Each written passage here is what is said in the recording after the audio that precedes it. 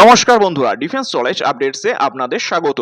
তো বন্ধুরা, ভারতীয় ডিফেন্স সেক্টর থেকে এই মুহূর্তে একটি অত্যন্ত বড় এবং চাঞ্চল্যকর খবর সামনে এসেছে। ভারতের ডিআরডিও অর্থাৎ defence research and development organisation এমন এক বিধ্বংসী চাল চলেছে যা দেখে চীন এবং পাকিস্তানের রাতের ঘুম উড়ে গেছে। ভারত তার একটি সাধারণ টার্গেট ড্রোনকে বদলে ফেলেছে এক মারাত্মক সুপারসনিক ট্যাকটিক্যাল মিসাইলে। আর এই মিসাইলটি বিশ্বের অন্যতম সেরা সুপারসনিক ক্রুজ মিসাইল অর্থাৎ ব্রহ্মসের কাঁধে কাঁধ মিলিয়ে শত্রুর ডিফেন্স সিস্টেমকে এক তুড়িতে ধুলোয় মিশিয়ে দেবে। আজকের ভিডিওতে আমরা পুঙ্খানুপুঙ্খ আলোচনা করব কি এই স্টারটি মিসাইল, কিভাবে এটি ব্রহ্মসকে সাহায্য করবে, ভারতের কি কি লাভ হবে এবং সব থেকে বড় কথা, চীন ও পাকিস্তানের মতন শত্রু দেশগুলো কেন এর ফলে চরম সংকটে পড়তে চলেছে। ভিডিওটি শেষ পর্যন্ত অবশ্যই দেখুন, কারণ আজ ভারতের এক ঐতিহাসিক সামরিক কূটনীতি নিয়ে আমরা আলোচনা করতে যাচ্ছি। তাহলে দেখুন, আমাদের প্রথমেই বুঝতে হবে ডিআরডিও আসলে ঠিক কি করতে চলেছে। আসলে ভারতের একটি প্রোগ্রাম রয়েছে যার নাম স্টার অর্থাৎ সুপারসনিক টার্গেট রিঅ্যাসেম্বল মিসাইল। এতদিন পর্যন্ত এর মূল কাজ ছিল একটি ফাস্ট মুভিং টার্গেট ড্রোন হিসেবে কাজ করা। অর্থাৎ ভারতীয় সেনা যখন কোনো নতুন মিসাইল বা এয়ার ডিফেন্স সিস্টেম পরীক্ষা করত, তখন এই ড্রোনটিকে আকাশে ওড়ানো হতো শত্রুর মিসাইল হিসেবে নকল করার জন্য, যাতে আমাদের ডিফেন্স সিস্টেম এটিকে গুলি করে নিজের ক্ষমতা যাচাই করতে পারে। কিন্তু ডিআরডিওর ইঞ্জিনিয়াররা ভাবলেন, একে শুধু মার খাওয়ার জন্য কেন ব্যবহার করা হবে? এর গতি যখন সুপারসনিক, তখন একেই কেন একটি মারাত্মক মারণাস্ত্রে রূপান্তর করা যাবে না? ব্যাস, শুরু হলো রি-ইঞ্জিনিয়ারিং। এই ড্রোনটিকে এখন ভারী মডিফিকেশনের মাধ্যমে তৈরি করা হচ্ছে স্টার টেকনিক্যাল বা স্টার টি মিসাইলে।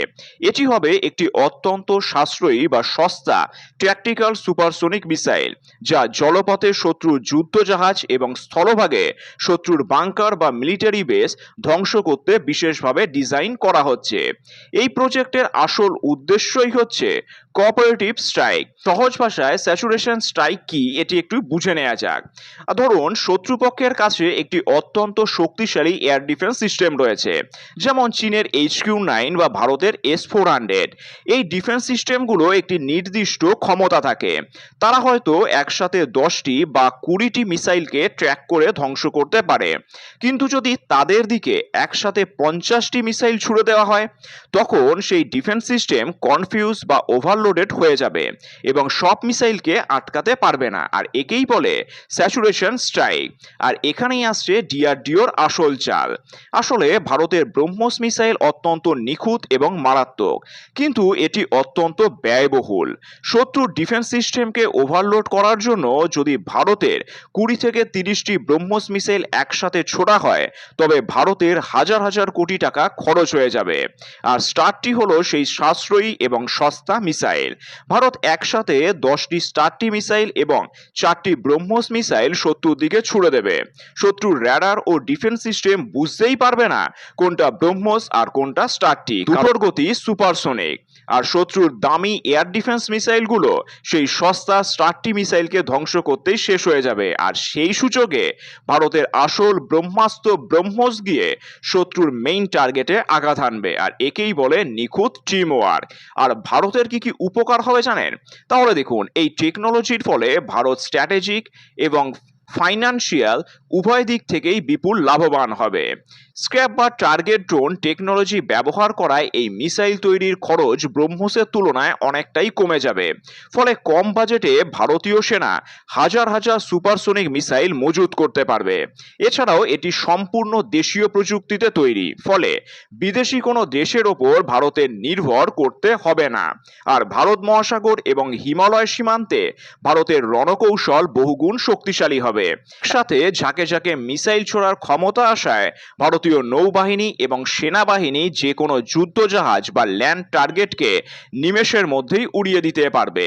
এবার আসা যাক আসল ভূ রাজনীতিতে। এই স্টারটি মিসাইল আসার পর চীন এবং পাকিস্তানের ডিফেন্স থিওরি সম্পূর্ণ ভেস্তে যাবে। আসলে চীন গত কয়েক বছরে দক্ষিণ চীন সাগর এবং ভারত মহাসাগরে তাদের যুদ্ধজাহাজ এবং এয়ার ডিফেন্স জাল বিছিয়েছে। তারা মনে করে তাদের টাইপ AIM-052D ডেস্ট্রয়ার এবং এয়ার ডিফেন্স সিস্টেম যে কোনো মিসাইল আটকে দেবে।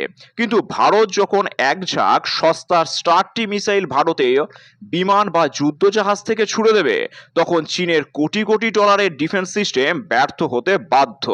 এছাড়া তিব্বত সীমান্তে চীনের র্যাডার সিস্টেমকে বোকা বানাতেও এই মিসাইল জাদুর মতন কাজ করবে। আর পাকিস্তানের অর্থনৈতিক অবস্থা এমনিতেই খারাপ, তারা চীনের কাছ থেকে কিছু এয়ার ডিফেন্স কিনেছে, কিন্তু ভারতের এই নতুন স্যাচুরেশন স্ট্রাইক কৌশলের সামনে পাকিস্তানের ডিফেন্স সিস্টেম তাসের ঘরের মতন ভেঙে পড়বে। যদিও অপারেশন সিঁদুরের সময় অলরেডি ভেঙে পড়েই গেছিল, কারণ ভারতের সস্তার মিসাইল ধ্বংস করতে গিয়ে পাকিস্তানের দামি ডিফেন্স মিসাইল শেষ হয়ে যাবে এবং পাকিস্তান নতুন মিসাইল কেনার টাকাও পাবে না। আর এই ধরনের সামরিক শক্তির উত্থান বৈশ্বিক রাজনীতিতেও গভীর প্রভাব ফেলে। অনেক প্রশ্ন তুলতে পারেন, ভারত কেন এই মিসাইল বানাচ্ছে? তাতে কি যুদ্ধ পরিস্থিতি তৈরি হবে না? তাহলে দেখুন, তুমি যদি শান্তি চাও তবে যুদ্ধের জন্য প্রস্তুত থাকো, আর এটা রাজনীতির নিয়ম। ভারত কোনো আক্রমণাত্মক দেশ নয়, কিন্তু চীন যেভাবে চারদিক থেকে ভারতকে ঘেরার চেষ্টা করছে, অর্থাৎ স্ট্রিং অফ পালস নীতির অনুসারে, সেখানে ভারতের এই শক্তি প্রদর্শন অত্যন্ত জরুরি। আর এটি কোনো ভুল রাজনীতি নয়, বরং এটি ভারতের আগ্রাসী আত্মরক্ষার নীতি। চীনের অভ্যাস হলো ছোট ছোট দেশকে ভয় দেখিয়ে তাদের জমি দখল করা, কিন্তু ভারত যখন এই স্তরের প্রযুক্তি নিয়ে আসবে, তখন চীন ভারতকে ঘাটানোর আগে 100 বার ভাববে। অর্থাৎ এই মিসাইল আসলে যুদ্ধ লাগানোর জন্য নয়, বরং যুদ্ধ থামানোর জন্যই ভারত তৈরি করছে। ডিআরডিওর এই বুদ্ধিমত্তার তারিফ করতেই হবে। যেখানে অন্য দেশগুলো নতুন মিসাইল বানাতে বিলিয়ন ডলার খরচা করছে, সেখানে ভারত তার পুরনো টার্গেট ড্রোন প্রোগ্রামকে মডিফাই করে ব্রহ্মসের মতন কালান্তর মিসাইলের জন্য একটি নিখুঁত বডিগার্ড বা সহকারী মিসাইল তৈরি করে ফেলল। ভারতের এই মাস্টার স্ট্রোক নিয়ে আপনাদের কি মতামত? আর ডিআরডিওর বিজ্ঞানীদের এই যুগান্তকারী পদক্ষেপের জন্য কমেন্টে জয় হিন্দ লিখতে ভুলবেন না। ভিডিওটি ভালো লাগলে লাইক করুন, বন্ধুদের সাথে শেয়ার করুন এবং ডিফেন্সের এমন সব রোমাঞ্চকর খবর সবার আগে পেতে চ্যানেলটিকে অবশ্যই সাবস্ক্রাইব করে রাখবেন। ধন্যবাদ। জয় হিন্দ।